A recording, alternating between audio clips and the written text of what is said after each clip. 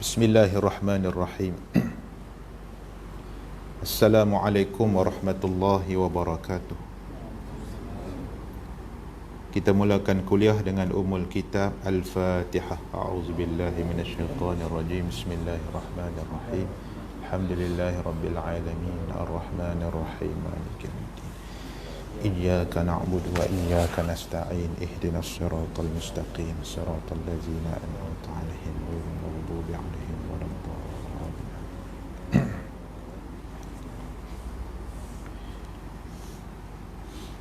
Alhamdulillah nahmaduhu wa nasta'inuhu wa nastahdihi wa nastaghfiruh. Wa na'udzu billahi min syururi anfusina wa min sayyiati a'malina. Man yahdihillah fala mudhillalah wa man yudlil fala hadiyalah. Ashhadu an la ilaha illallah wahdahu la syarikalah wa ashhadu anna sayyidana Muhammadan abduhu wa rasuluh.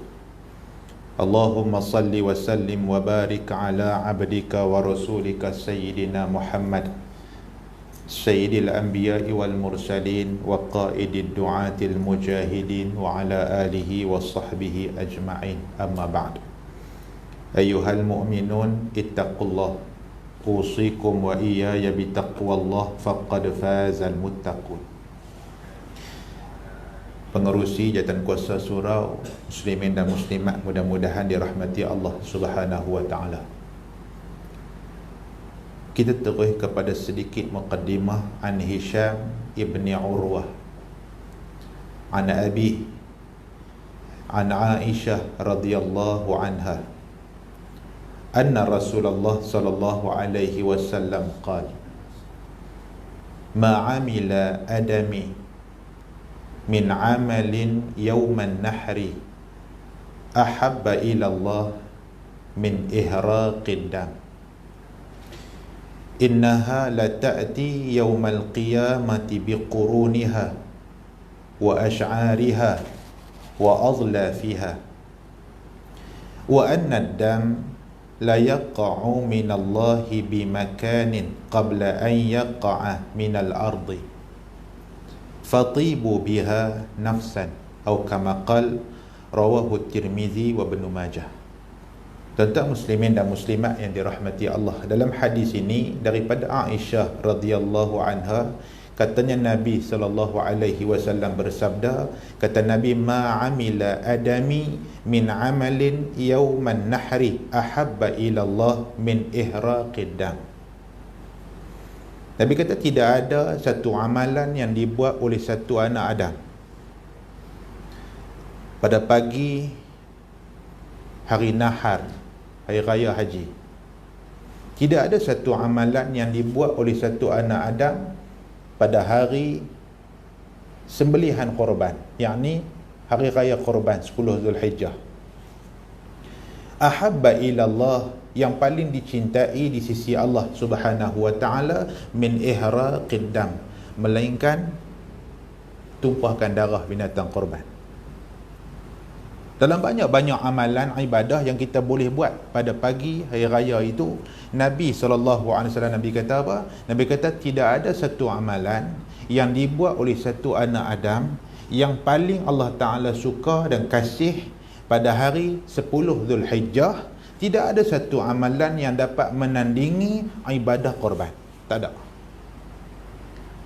Betapa suka dan kasihnya Allah Subhanahu wa taala amalan yang dipanggil ihraqud dam, menumpahkan darah binatang korban ni. Allah sangat suka. Kita sembelih binatang korban, darah yang percik itu, darah yang jatuh ke tanah tu, darah itu Allah suka. Ibadah tu Allah suka, orang yang buat korban tu Allah suka, orang yang bantu ibadah tu pun Allah suka. Segala benda yang bersangkut paut dengan ihraqud dam, Allah suka. Kemudian kata Nabi sallallahu alaihi wasallam, innaha la ta'ti yaumal qiyamati biquruniha wa ash'ariha wa azlafiha. Nabi kata sesungguhnya binatang korban yang disembelih itu, binatang itu esok di hari akhirat esok dia akan mai dengan tanduk dia yang sempurna, wa asy'ariha dengan bulu dia sama seperti bulu pada hari yang kita sembelih dia. Bulu tu lah, kalau panjang tu lah akan mai esok dengan lengkap, dengan tanduk, dengan bulu dia yang sempurna, wa azlafiha, kalau dia ada kuku binatang tu, dengan kuku tu sekali nanti mai. Kata Nabi, wa annad dam, dan bahawasanya darah binatang korban la yaqa'u minallah bimakanin qabla an yaqa'a minal ardi. Darah binatang korban itu sebelum dia tumpah pergi ke tanah, sebelum dia jatuh ke tanah, dia sudah duduk di satu tempat di sisi Allah Subhanahu wa ta'ala. Darah itu punya specialnya di sisi Allah, dia sudah berada di satu makan, satu tempat di sisi Allah, qabla an yaqa'a minal ardi, sebelum mata kasar kita nampak darah tu jatuh ke tanah. Tapi kita tak nampak lah yang kata darah tu di sisi Allah, satu tempat yang mulia Tuhan letak sebelum dia jatuh pergi ke tanah. Fatibu, kata Nabi, bergembiralah, nikmatilah, fatibu biha nafsan. Orang-orang yang nak buat ibadah korban ini berseronok, sukalah, bergembiralah, berbahagialah bagi orang yang buat ibadat ni. Muslimin dan muslimat dirahmati Allah. Hadis riwayat At-Tirmizi dan Ibnu Majah. Dalam sebuah hadis yang lain riwayat Al-Bukhari, Imam Muslim, At-Tirmizi, An-Nasa'i, Abu Dawud, Ibnu Majah, Imam Ahmad dan Ad-Darimi. Hadis daripada Anas bin Malik. Siapa dia Anas ni? Khadam Nabi sallallahu alaihi wasallam. Anas kata dalam hadis ni, qala dhaha Rasulullah sallallahu alaihi wasallam bi kabshain amlahain aqranain. Nabi sallallahu alaihi wasallam, Nabi pada hari raya korban, Nabi sembelih kibas yang bertanduk. Ni yang kata Nabi pilih kibas yang besar, yang cantik, elok, apa semua ni, Nabi sembelih binatang korban ni. Aqranain, ada tanduk. Qala, kata Anas bin Malik, wa ra'aituhu yadhbahuhu ma biyadih. Anas kata, dan aku tengok dengan mata kepala aku, Nabi SAW, Nabi sembelih dua-dua ekor kibas ni dengan tangan Nabi yang mulia. Wa ra'aituhu wadi'an qadamahu ala sifahihima. Dan Nabi SAW pada ketika Nabi sembelih binatang korban itu, Nabi letakkan tapak kaki Nabi yang mulia di atas lambung kanan, apa nama ni, binatang korban ni. Kita akan kirikan dia untuk menghadap kiblat. Kepala binatang korban tu berada di tangan kiri tukar sembelih. So nak sembelih dengan tangan kanan ni, Nabi SAW, Nabi letak kaki Nabi. Kemudian kata Anas, wasamma, Nabi baca bismillah, wa kabbara, dan Nabi bertakbir. Muslimin dan muslimat dirahmati Allah. Ringkas je, kita nak baca kitab kita. Sagi akhir nanti kita akan ada soal jawab sikit. Kalau ada, tuan-tuan boleh tanyalah tentang ibadah korban. Takat saya boleh jawab, saya jawab. Kalau tak boleh, kita rujuk orang yang lebih alim. Daripada dua-dua hadis yang kita baca ni, kita dapat buat satu kesimpulan. Apa dia? Satu, kalau ada kemampuan pada hari raya, ada kemampuan, dan saya ingat kita insyaAllah ada kot kemampuan. Kalau dengan satu tumpuk 600 ke 650 ke 700 ke apa semua, kalau ada kemampuan pada hari raya korban ini, di sisi agama, kita tak bincang tentang pandangan mazhab. Ada yang kata wajib korban, mazhab Hanafi. Mazhab Syafi'i sunat muakkad. Ada mazhab yang mewajibkan ibadah korban, sembelih binatang bagi orang yang mampu. Kalau kita ada kemampuan, sebolehnya jangan tak buat. Tak lewat lagi, tak lewat. Kalau tak boleh buat raya pertama, kita duk ada lagi 3 hari ke belakang, 11, 12, 13, sebelum terbenam matahari 13 Zulhijjah ni, sebelum habis hari tasyrik tu, buat. Kerana apa? Kerana nak rebut satu ibadat yang Allah Ta'ala ahabba ilallah, Tuhan paling kasih dan sayang pada hari nahar, disembelih binatang korban. Satu. Yang kedua, Nabi SAW, Nabi tunjuk sendiri contoh. Bila Nabi kata Allah suka, Nabi tunjuk sendiri contoh. Yang kata Nabi sembelih, yang kata kibas. Dan Nabi buat tu mewakili satu keluarga dan lagi satu untuk umat Nabi SAW. Nak bagi tahu kata betapa specialnya ibadat ni. Yang kedua. Yang ketiga tuan-tuan, daripada hadis yang kita baca ini, Islam satu agama yang dalam kita buat ibadat, dia tak mau kita pulun seorang. Dalam ibadat korban ni dia ada banyak benda yang bersangkut paut, ulama kata. Daripada kita nak cari binatang, daripada kita nak kena proses dia, semua libat masyarakat. Semua nak kena libat masyarakat. Daripada nak kena nak agih pula kepada siapa, tumpuk ni kat siapa, fakir miskin, orang yang berkemampuan, orang yang susah, kita sendiri nak ambil sikit. Semua ni ibadat yang menunjukkan kata apa? Ibadat ni dia universal. Dia benda yang umum, bagus. So Islam satu agama yang dia menganjurkan kita buat satu ibadat apa? Ibadat yang kita boleh bantu orang lain. Yang ketiga.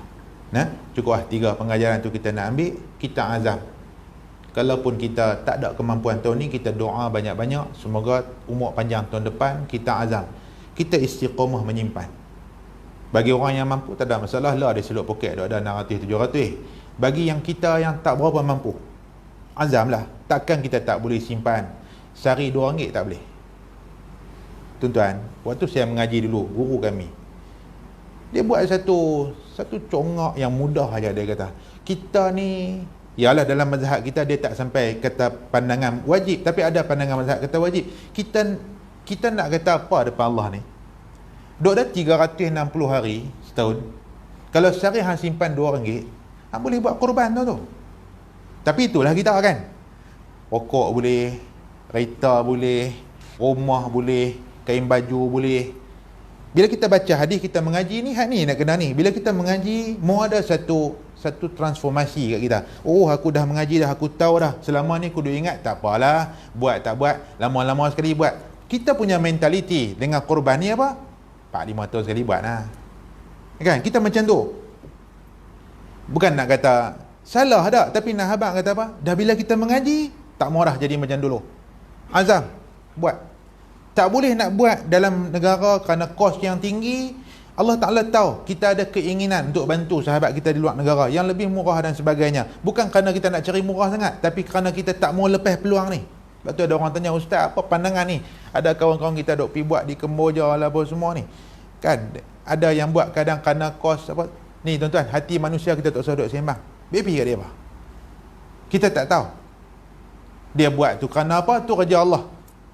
Cuma kita nak habaq kata apa? Bagus dia buat daripada tak buat.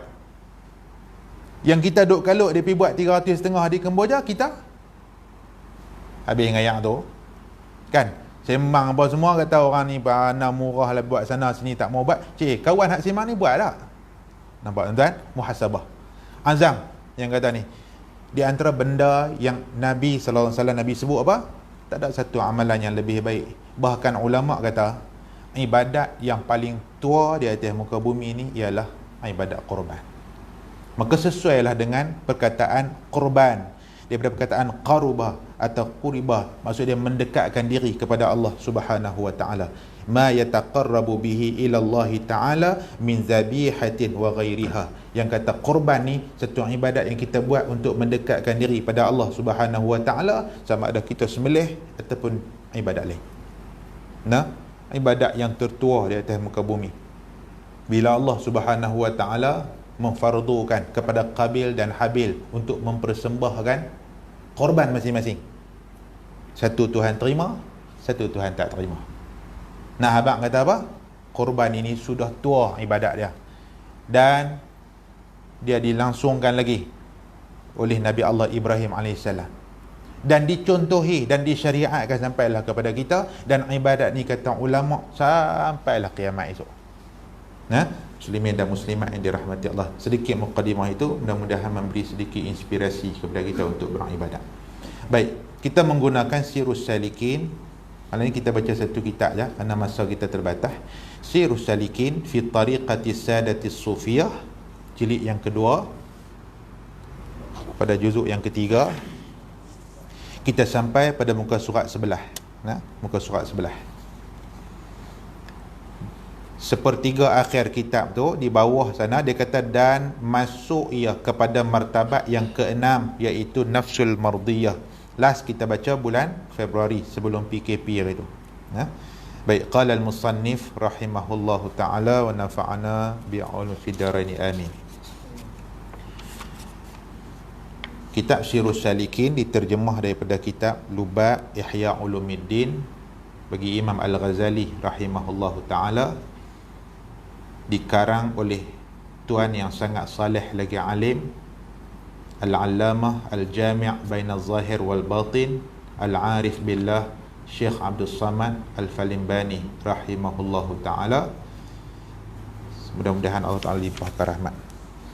Baik, tuan-tuan, kita sampai muka surat sebelah. Dia kata dan masuk ia kepada martabat yang keenam, iaitu nafsul mardiyah. Sebelum ni kita dah baca bermula nafsu ar-radiyah. Kita baca dah yang kelima punya martabat, iaitu dipanggil nafsu ar-radiyah. Dalam tu kita sudah bahas apa yang disebut sebagai syuhud. Atau akan ingat lagi syuhud ni apa? Yang kita dah baca hari tu, dia punya perbahasan dia semata-mata syuhud akan dapat Allah Ta'ala dengan tiada i'tibar sifat, tiada asma, tiada i'tibar af'al. Syuhud ni saya buat main contoh hari tu pada tuan-tuan, bandingan mudah. Kalau sebelum ni orang tahu kata rimau tu satu binatang yang ganas. Kalau jumpa dia, orang takut. Kalau kita dengan dia saja, lari tak cukup tanah.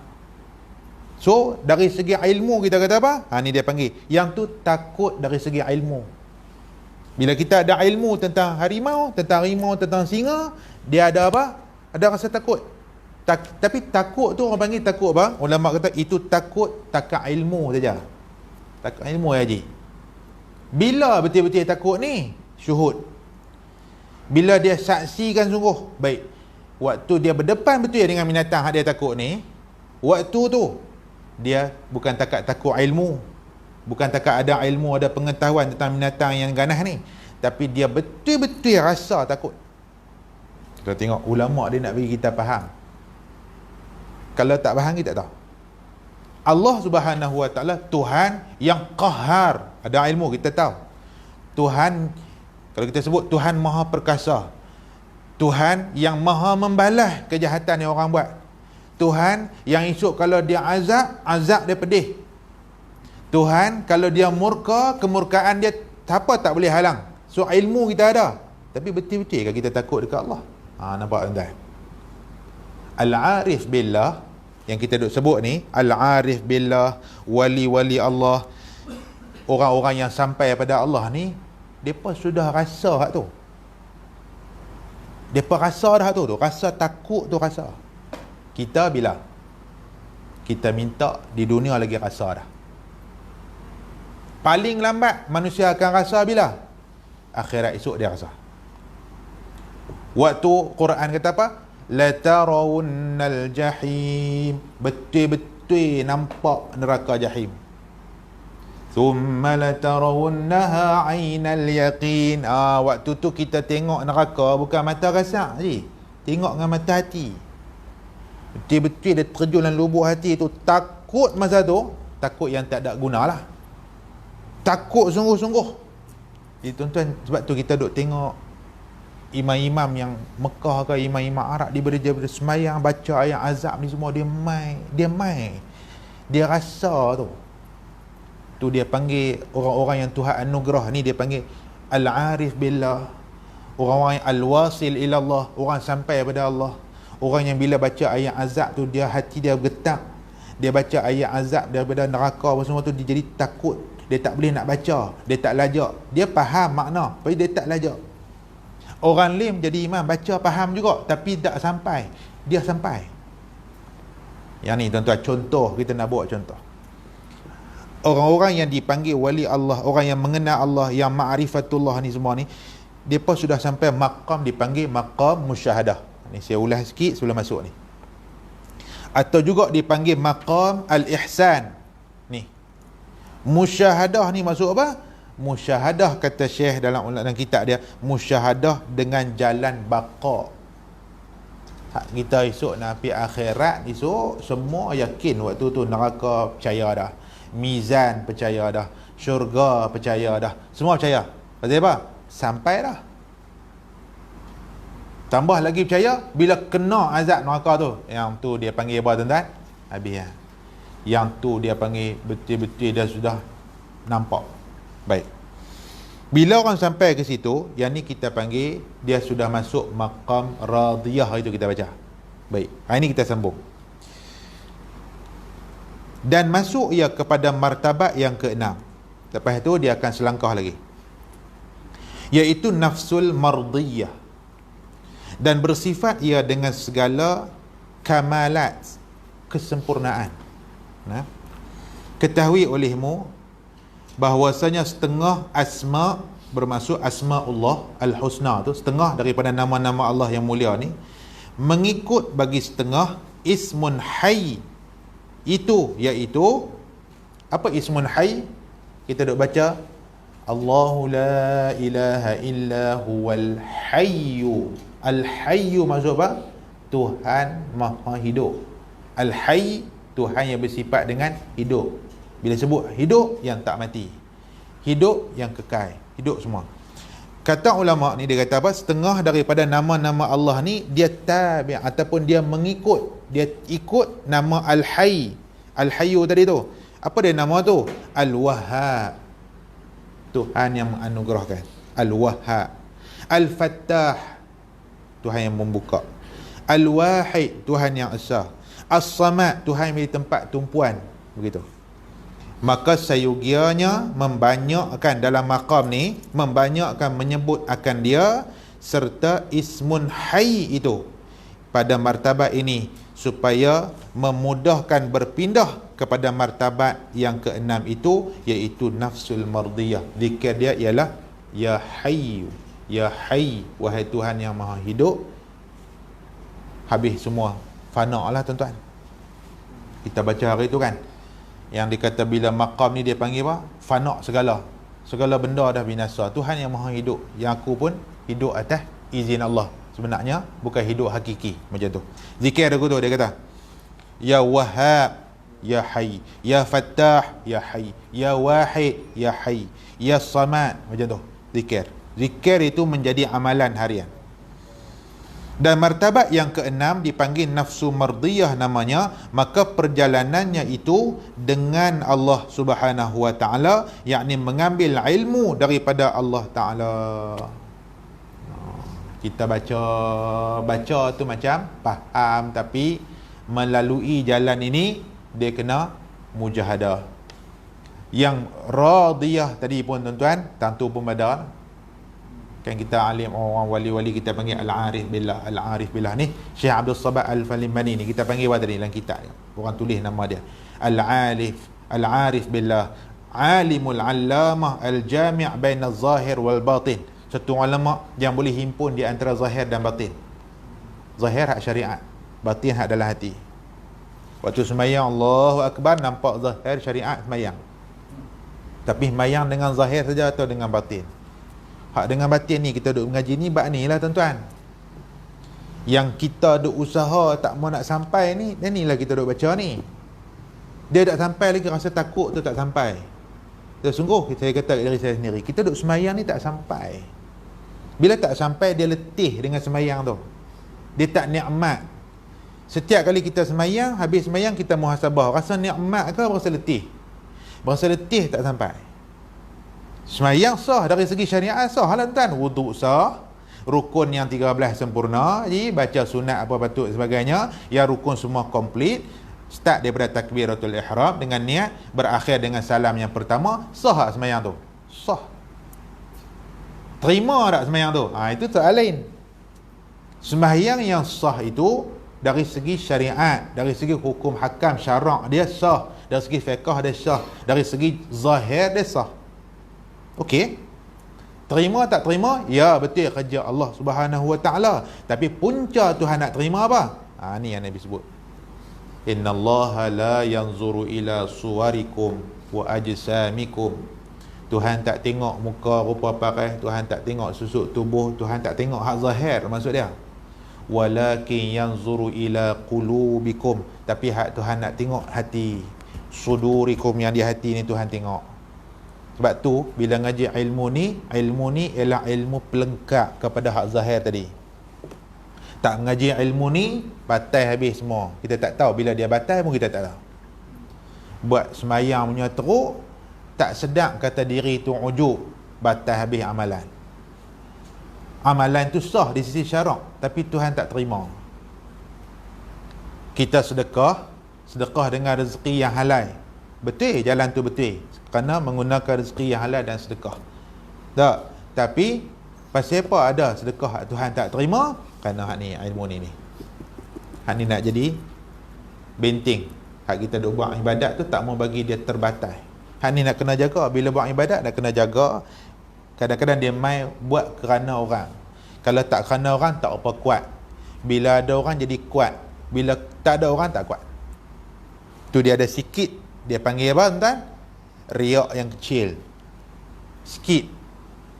Kita pernah baca dulu kisah satu orang yang dia diuji dengan iblis. Iblis main uji dia. Kali pertama kan, saya ringkaslah, kita pernah baca dulu dah. Dia nak pi tebang pokok syirik, pokok yang orang duk buat, penduduk kampung dia buat apa? Buat sembahan. Kali pertama dia nak pi tu, dia ikhlas sungguh. Tak. Tapi dia dihalang oleh syaitan, iblis yang berupa manusia ni, kata dekat dia, tak bagi dia buat. Dengan habuan, bila balik satgi, bawah bantai dia ada dinar, ada duit dan sebagainya. Dia kata, hang mohong lah, dia kata. Nampak? Tak, sungguh. Hang tak tebang ni, hampir balik, tengok tak ada. Balik-balik, ada. Hari pertama ada. Hari kedua ada. Hari ketiga ada. Tak, hak dijanji oleh iblis tu. Masuk-masuk hari seterusnya tak ada. Marah dia. Marah laki-laki yang kononnya tadi tu, nak pi tebang pokok syirik, pokok orang duk buat sembahan, kata duk puja ni. Waktu dia berjalan pi tu, dia marah kerana apa? Nampak talbis ni dipanggil nampak talbis iblis. Ulama ada karang bab ni. Nah, waktu dia berjalan pi nak tebang pokok yang orang duk buat sembahan, ahli qaryah dia duk buat sembahan tu, waktu tu dia kata, aku nak pi tebang pokok yang orang duk buat amalan khurafat tu. Tapi dia tak berjaya untuk mengalahkan iblis yang menghalang dia pada kali yang kedua. Kenapa? Kerana waktu kali pertama dia pi memang dia ikhlas sungguh. Ikhlas nak tegak kebenaran, nak padam kebatilan. Tapi kali kedua dia pi, dia bercampur. Geram duit tak ada, wah bantai dah hari keempat, campur dengan tak perhati pokok ni. Talbis iblis ni, dia kecil saja tuan-tuan, dia halus, dia tak rasa tang mana celah dia duk main pun kita tak tahu. Buat ibadat kerana Allah, betul mulut kata kerana Allah. Macam dia ni lah, syekh ni nak pergi tebang pokok orang duk buat sembahan berhala sebagainya, pi tu kerana Allah, tapi campur kerana tak perhati duit tak ada. Kalau hari keempat tu duit dinar duk ada lagi, tak pi ya, tu kata talbis, dia halus saja. Nah, baik, kita balik kepada cerita kita tadi ni. Bila kita sampai kepada maqam ni, dia panggil maqam ataupun martabat yang keenam, nafsu mardiyah itu, dia perjalanannya itu dengan Allah Subhanahu wa taala. Dan kembali ia kemudian daripada sampai kepada Allah Taala itu kepada makhluk. Nah, baik. Kerana dia nak kena muamalah dengan makhluk juga. Kita hidup ni tuan-tuan, bukan kata duduk betapa langun atas gunung jerai tak balik-balik dah. Duduk masuk gua tak keluar. Kenapa? Perjalanan dengan Allah, dia kata gitu. Tu ngaji tersuh ni hak jalan betul ni. Jangan baca sekerat. Ni siapa bungkuskan baju tinggal habis masyarakat apa semua ni duduk lengguar seorang-seorang ni. Aku dah sampai maqam nafsu mardiyah, hang tahu tak? Perjalanan dengan Allah. Hampa baru duk follow kat belakang jauh. Dah, tuan-tuan tengok Syekh kita kata apa. Bila dia dah mengambil ilmu daripada Allah, perjalanan ibadat, perjalanan hidup dia, amal ibadah dia dengan Allah, dan kembali ia kemudian daripada sudah sampai kepada Allah itu kepada makhluk kerana memberi irsyad akan makhluk. Dia boleh jadi mursyid. Dia bukan takat al-arif billah. Hak tadi al-arif billah. Hak maqam syahadah hari ni. Yang apa nama? Radiyah tadi. Yang ni dia tu arif billah dan dia mursyid. Dia boleh bimbing orang. Dia dipanggil guru-guru yang mursyid. Dalam tariqah dia adalah ni tuan-tuan. Guru-guru yang dia boleh bantu orang untuk taqarrub ila Allah. Dengan zikir, dengan ibadat, dengan amalan apa semua, dia boleh guide orang-orang yang dia nak bantu ni. Dengan sembahyang, dengan apa semua ni, dia boleh jadi mursyid. Baik. Dia sudah balik kepada makhluk, kemudian dia nak jadi satu orang yang boleh memberi irsyad ataupun bagi petunjuk atau bagi jalan untuk tunjuk ke dia. Yakni menunjukkan akan jalan kepada Allah Ta'ala bagi segala makhluk dan alamnya itu iaitu alamul ajsad. Yakni alam jasad ni nampak jelas dan tempatnya itu di dalam khafi. Hak alam musyahadah nampak ni, hak muamalah macam biasa tuan-tuan. Kita mula boleh raib-raib, ada raib. Kalau ada raib-raib semua tu, dia ada karamah tetapi dia sendiri tak tahu. Ataupun dia sendiri tak sedar. Ataupun dia tak minta benda tu jadi kat dia. Bukan nak masuk benda macam ni kerana nak raib tuan-tuan. Kalau masuk mengaji ilmu tasawuf ni kerana nak raib pergi Mekah, nak raib pergi mana, tu tak ada, tu bohong. Dia tak ada tuan-tuan. Karamah ni anugerah Allah. Karamah ni bukan mengaji, berzikir, duk zikir ya hayy, ya hayy, ya hayy. Bukan zikir tu kerana nak hilang. Ada yang ni pun nak kena tegur jugalah. Ada orang mengaji ilmu sufi tasawuf ni kerana niat dah tu. Boleh jalan tahiyat. Mesti dengar kan tu kan. Jangan mukmin ni. Dia ni lama duk zikir tu. Zikir sampai dekat 100,000 nak boleh bagi jalan tahiyat. Yang tu matlamat dia nanti kena talbis iblis nanti timai. Tuan-tuan yakin, percaya, pegang semua ni. Ulama-ulama yang muqarrabin, ulama-ulama yang tunjuk kat kita cara betul melalui jalan tasawuf macam mana Nabi Muhammad SAW ajak kepada kita, bukan buat satu benda kerana nak ni. Kalau tidak, Nabi nombor satu dapat. Kalau Nabi pun kena usaha lalu dulu jalan yang susah, malam hijrah tu tak boleh lah Nabi zikir siap, prepare semua siap-siap. Kira mereka tak boleh buat apa kat aku, bagi raib tu, raib tembus di Madinah kan. Ni kira tasawuf ni nak kena sebut juga benda-benda lagu ni. Rasulullah tu kekasih Allah, tempuh jalan hijrah, jalan darat. Dalam peristiwa hijrah, Tuhan nak tunjuk kata apa? Nabi tempuh ni, yang kata perjuangan ni macam tu. Bukan nak boleh pergi terus, nak kena undak mai ke selatan dulu, pergi duduk di Gua Sur dulu, lepas tu duduk berapa hari, baru keluar pula pergi panggil satu orang yang petunjuk jalan. Dia ni boleh tunjuk jalan apa nama yang orang tak guna, jalan banyak batu-batu. Tu kekasih Allah tu. Kalau kita bila ngaji hak ni, dia matlamat dia hak tu nak raib, aku nanti nak hilang, boleh duduk jalan tahiyat ni. Nabi pun nak kena tempuh jalan ni semua. Anugerah tu Allah bagi. Sebab tu Nabi, Tuhan bagi anugerah mukjizat. Allah bagi lagi apa tuan-tuan? Isra' wal Mi'raj. Itu di antara mukjizat. Isra' dan Mi'raj itu bukan Nabi duk minta, ya Allah bagilah aku boleh pergi Palestin, lepas tu aku naik langit ke-7. No, tak ada. Tugas makhluk, tugas hamba Allah ni apa tuan? Ibadat ya, ibadat. Contoh Al-Arif Billah ni sampai dia pun tak sedar. Orang yang nampak kadang-kadang karamah dah. Kadang karamah dia tu main lepas dia tak ada. Nah, ni yang kata orang-orang yang bersuluk berjalan menuju Allah. Baik. Maka dia duduk dalam tempat itu dalam khafi, dan halnya itu al-hayrah yang makbul. Hayrah ni lebih kurang macam ta'ajub, kehairanan lah, nah, iaitu yang diisyaratkan oleh Nabi SAW. Sabdanya, Rabbi zidni fika tahayyuran, artinya hai Tuhanku, tambah olehmu akan daku di dalam ma'rifah, yakni ma'rifah akan dikau hairan, dia kata. Dan waratnya itu syariah, dan sifatnya itu baik perangai. Baik tuan-tuan, ya, kita dah mengaji hari itu, bila ada zikir, ada alam dia, kemudian ada tempat jatuh dia, kemudian ada apa nama dia panggil apa tu, hak Nabi sebut, bila Allah Ta'ala anugerahkan tempat jatuh dia tu dalam keadaan khafi tu, dia jadi apa? setiap ketika tu Nabi minta supaya Allah tambah kat Nabi ni ma'rifatullah. Tahayyuran ni ma'rifatullah, supaya sentiasa kita rasa Allah ni maha hebat, Allah ni maha perkasa. Jatuh. Dan ada syariat dia. Tasawuf tak tinggal syariat. Tasawuf yang meninggalkan syariat, tasawuf tu batil. Tasawuf yang mengajak orang tak payah sembahyang, itu bukan tasawuf. Itu semua sesat. Tasawuf semakin dia dekat dengan Allah, semakin ibadah dia lebih daripada orang. Itu tasawuf. Jadi tuan-tuan tengok.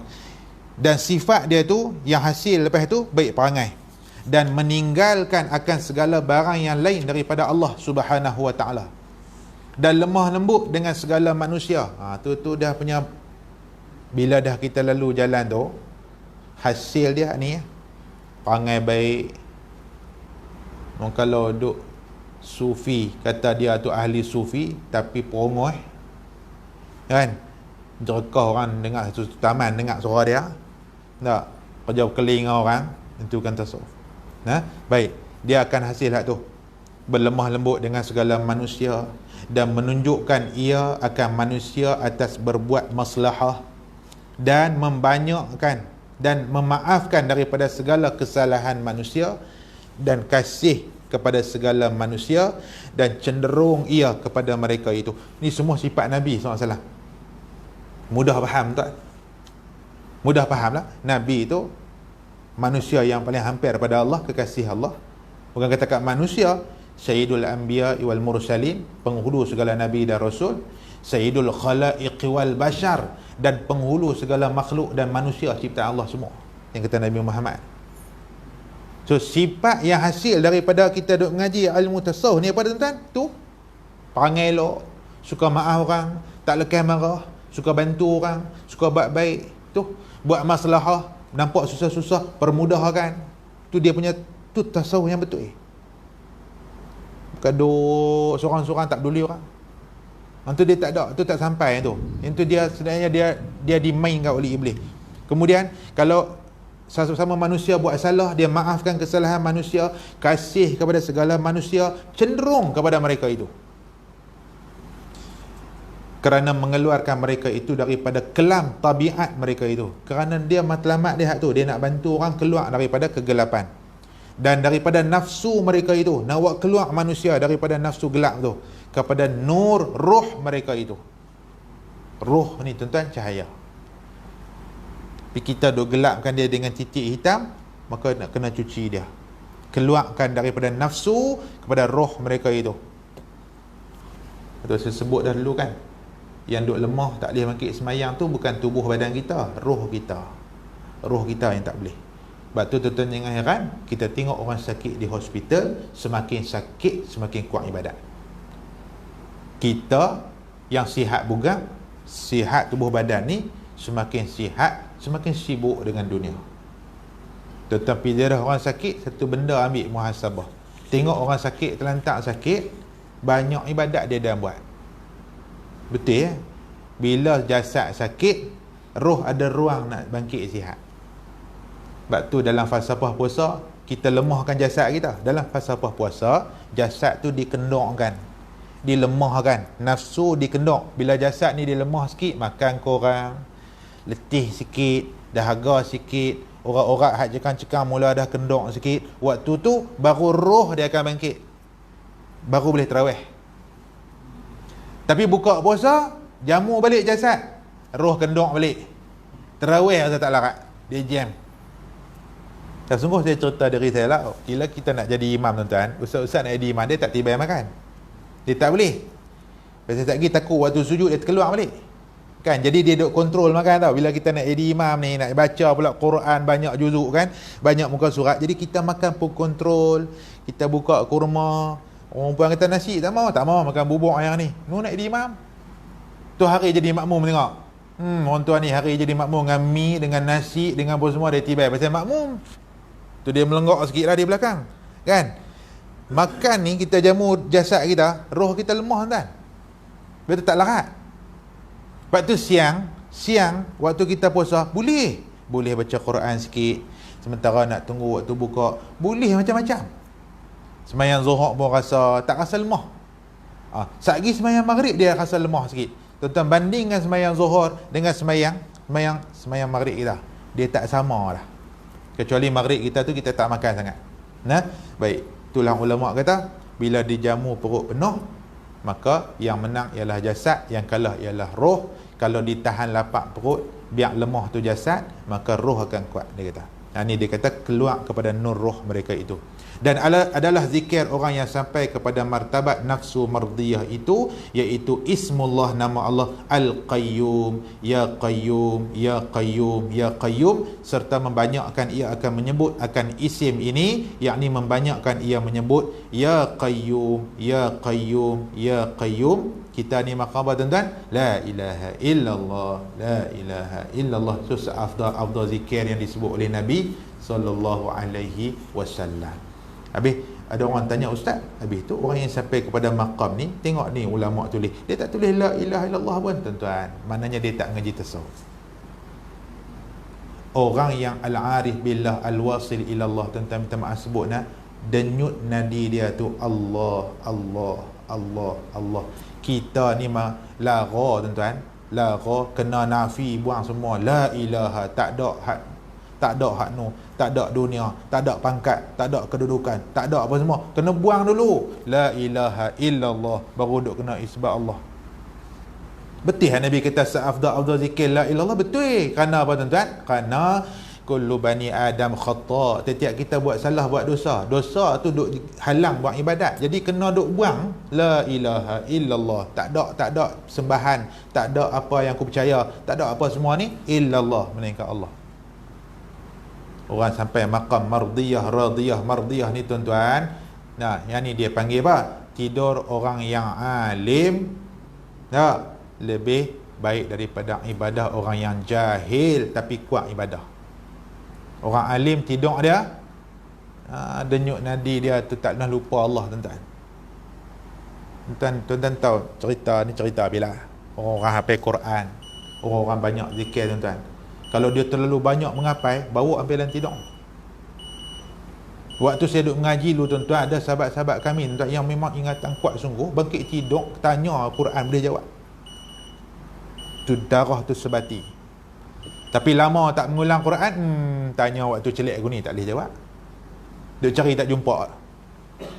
Tapi waktu duk mengaji dulu, tuan-tuan, memang hari-hari duk baca, hari-hari duk baca ni, tuan. Duk baca ni, dia bangkit tidur, baca ayat kat dia.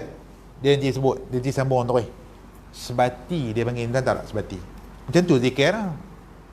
Ya Qayyum tu, mula aja Ya Qayyum, Ya Qayyum. Bila dah 1,000, 100,000, 200,000, tuan-tuan tahu ulama-ulama lu zikir bukannya main ribu-ribu, banyak, tuan-tuan. Hati dia zikir. Dia dah sampai maqam ni dah, dia panggil ni maqam yang mardiyah ni, tuan-tuan. Itulah zikir dia siang malam. Sekira-kira memberi bekas zikir itu dalam hatinya itu. Habis tentu. Wallahu a'lam.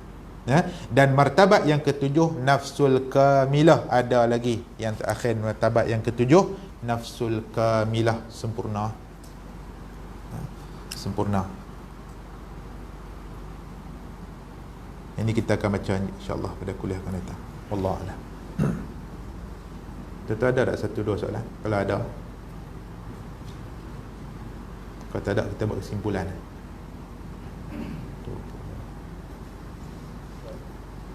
Kita terikat SOP. Tak apa, kalau ada kita PM tepi.